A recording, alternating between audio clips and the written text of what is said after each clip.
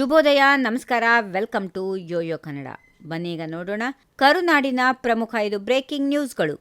Greater Bengaluru ವ್ಯಾಪ್ತಿಯ ಪಾಲಿಕೆಗಳ ಚುನಾವಣೆ ಸಹಿತ ಜಿಲ್ಲಾ ಪಂಚಾಯಿತಿ, ತಾಲೂಕಾ ಪಂಚಾಯತ್ ಚುನಾವಣೆಗಳನ್ನು 2026 ಏಪ್ರಿಲ್ ಮೇ ಒಳಗಾಗಿ ನಡೆಸಲು ಗುರುವಾರ ಸಚಿವ ಸಂಪುಟ ಸಭೆಯಲ್ಲಿ ನಿರ್ಧಾರ ಮಾಡಲಾಗಿದೆ. ರಾಜ್ಯದ ಗ್ರಾಮ ಪಂಚಾಯಿತಿ ರಾಜ್ ಸಂಸ್ಥೆಗಳು ಹಾಗೂ ನಗರ ಸ್ಥಳೀಯ ಸಂಸ್ಥೆಗಳನ್ನು ಒಳಗೊಂಡಂತೆ 6,500ಕ್ಕೂ ಅಧಿಕ ಸಂಸ್ಥೆಗಳ ಚುನಾವಣೆಗಳನ್ನು 2026 ಏಪ್ರಿಲ್ ಮೇನಲ್ಲಿ ನಡೆಸಲು ಅಗತ್ಯ ಸಿದ್ಧತೆಗಳನ್ನು ಕೈಗೊಳ್ಳುವಂತೆ ರಾಜ್ಯ ಸಚಿವ ಸಂಪುಟ ಗುರುವಾರ ಮಹತ್ವದ ತೀರ್ಮಾನ ಕೈಗೊಂಡಿದೆ.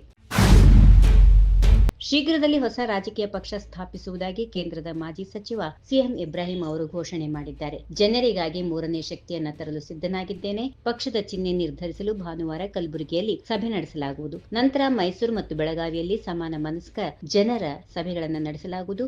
ನಮ್ಮ ಹೊಸ ಪಕ್ಷ ಬಸವಣ್ಣ ಮತ್ತು ಡಾಕ್ಟರ್ BR ಅಂಬೇಡ್ಕರ್ ಅವರ ಸಿದ್ಧಾಂತವನ್ನ ಅಳವಡಿಸಿಕೊಳ್ಳಲಿದೆ ಎಂದು ಹೇಳಿದರು. ರಾಜ್ಯದ ಯಾವುದೇ ರಾಜಕೀಯ ಪಕ್ಷವೂ ದಲಿತ ಮತ್ತು ಮುಸ್ಲಿಂ ಮುಖ್ಯಮಂತ್ರಿ ಆಗಬೇಕೆಂದು ಹೇಳಲು ಸಿದ್ಧರಿಲ್ಲ. 5 ವರ್ಷಗಳ ಕಾಲ ಪರ್ಯಾಯ ಅಧಿಕಾರಕ್ಕಾಗಿ ಕಾಂಗ್ರೆಸ್ ಮತ್ತು ಬಿಜೆಪಿ ಹೊಂದಾಣಿಕೆ ಮಾಡಿಕೊಂಡಂತೆ ಕಾಣುತ್ತಿದೆ ಎಂದರು. ವಿಧಾನ ಪರಿಷತ್ನಲ್ಲಿ ಕಾಂಗ್ರೆಸ್ಗೆ ಸದ್ಯಕ್ಕೆ ಬಹುಮತ ಇಲ್ಲ. ಹೀಗಾಗಿ ಬಸವರಾಜ ಹೊರಟ್ಟಿ ಅವರ ಸಭಾಪತಿ ಸ್ಥಾನಕ್ಕೆ ಧಕ್ಕೆ ಇಲ್ಲ.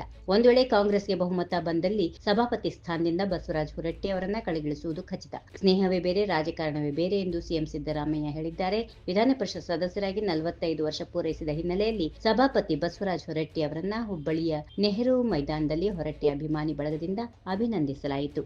ಕಾರ್ಯಕ್ರಮದಲ್ಲಿ ಮಾತನಾಡಿದ ಸಿಎಂ ಸಿದ್ದರಾಮಯ್ಯ, ಸ್ನೇಹವೇ ಬೇರೆ, ರಾಜಕೀಯವೇ ಬೇರೆ. ಸದ್ಯ ವಿಧಾನ ಪರಿಷತ್ ನಲ್ಲಿ ಕಾಂಗ್ರೆಸ್ಗೆ ಬಹುಮತಕ್ಕೆ 1 ಮತದ ಕೊರತೆ ಇದೆ. ಶೀಘ್ರದಲ್ಲಿಯೇ ಕಾಂಗ್ರೆಸ್ಗೆ ಬಹುಮತ ಸಿಗಲಿದ್ದು ಆಗ ಹೊರಟ್ಟಿಯವರನ್ನು ಸಭಾಪತಿ ಸ್ಥಾನದಿಂದ ಕಳೆಗಿಳಿಸಲಾಗುವುದು.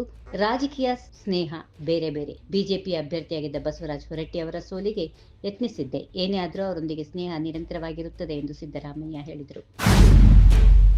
ಡಿಕೆ ಶಿವಕುಮಾರ್ ಅವರನ್ನ ಮುಖ್ಯಮಂತ್ರಿಯನ್ನಾಗಿ ಹಾಗೂ ವಿಜೇಂದ್ರ ಅವರನ್ನ ಡಿಸಿಎಂ ಮಾಡಲು ದೆಹಲಿಗೆ ಅಮಿತ್ ಶಾ ಭೇಟಿಗೆ ಬಿಜೆಪಿ ನಿಯೋಗ ಹೋಗಲಿದೆ ಎಂಬ ಶಾಸಕ ಯತ್ನಾಳ್ ಹೇಳಿಕೆಗೆ ಬಿಜೆಪಿ ರಾಜ್ಯಾಧ್ಯಕ್ಷ ಬಿವೈ ವಿಜೇಂದ್ರ ಆಕ್ರೋಶ ವ್ಯಕ್ತಪಡಿಸಿದ್ದಾರೆ. ಶಿವಮೊಗ್ಗದಲ್ಲಿ ಸುದ್ದಿಗೋಷ್ಠಿ ನಡೆಸಿದ ಬಿವೈ ವಿಜೇಂದ್ರ, ಡಿಕೆಶಿ ಅವರನ್ನ ಬಿಜೆಪಿಗೆ ಸೇರಿಸಲು ಅಮಿತ್ ಶಾ ಭೇಟಿ ಮಾಡಿಸಿದ್ದ ಎಂಬ ಯತ್ನಾಳ್ ಸರಿಯಲ್ಲ. ಹೊಂದಾಣಿಕೆ ರಾಜಕಾರಣ ಎಂದು ಆರೋಪ ಮಾಡುತ್ತಿರುವ ಯತ್ನಾಳ್ ವಿರುದ್ಧ ಮಾನನಷ್ಟ ಮೊಕದ್ದಮೆ ದಾಖಲಿಸುವುದಾಗಿ ಗುಡುಗಿದ್ದಾರೆ. ಯತ್ನಾಳ್ ವಿರುದ್ಧ ₹1 ಮಾನನಷ್ಟ ಮೊಕದ್ದಮೆ ಹೂಡಬೇಕು ಅಥವಾ 1 ಕೋಟಿ ಮಾನನಷ್ಟ ಮೊಕದ್ದಮೆ ಹೂಡಬೇಕು ಎಂಬ ಬಗ್ಗೆ ಚಿಂತನೆ ನಡೆಸುತ್ತಿರುವುದಾಗಿ ತಿಳಿಸಿದ್ದಾರೆ.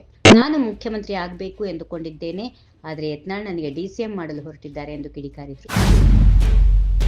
ಗೃಹಲಕ್ಷ್ಮಿ ವಿಳಂಬದ ಬಗ್ಗೆ ಸ್ಪಷ್ಟ ಉತ್ತರ ನೀಡಿದ್ದಕ್ಕೆ ಸಚಿವೆ ಲಕ್ಷ್ಮೀ ಹೆಬ್ಬಾಳ್ಕರ್ ವಿರುದ್ಧ ಪ್ರತಿಪಕ್ಷಗಳು ಆಕ್ರೋಶ ವ್ಯಕ್ತಪಡಿಸಿದವು. ಆಗ ಸ್ವತಃ ಸಿಎಂ ಸಿದ್ದರಾಮಯ್ಯ ಮೈಕ್ ಹಿಡಿದು ಸಚಿವೆಯ ಬೆಂಬಲಕ್ಕೆ ನಿಂತು ವಿರೋಧ ಪಕ್ಷ ನಾಯಕ ಆರ್ ಅಶೋಕ್ಗೆ ತಿರುಗೇಟು ನೀಡಿದರು. ಬೆಳಗಾವಿ ಚಳಿಗಾಲದ ಅಧಿವೇಶನದಲ್ಲಿ ಕಾಂಗ್ರೆಸ್ ಗ್ಯಾರಂಟಿಗಳ ಬಗ್ಗೆ ಭಾರೀ ಚರ್ಚೆ ನಡೆಯಿತು. ಅದರಲ್ಲೂ ಗೃಹಲಕ್ಷ್ಮಿ ಹಣ ವಿಳಂಬದ ಬಗ್ಗೆ ವಿರೋಧ ಪಕ್ಷದವರು ಸಿಡಿದೆದ್ದು ಸ್ಪಷ್ಟ ಉತ್ತರ ನೀಡದೆ ಸಚಿವೆ ಲಕ್ಷ್ಮೀ ಹೆಬ್ಬಾಳ್ಕರ್ ತತ್ತರಿಸಿದರು.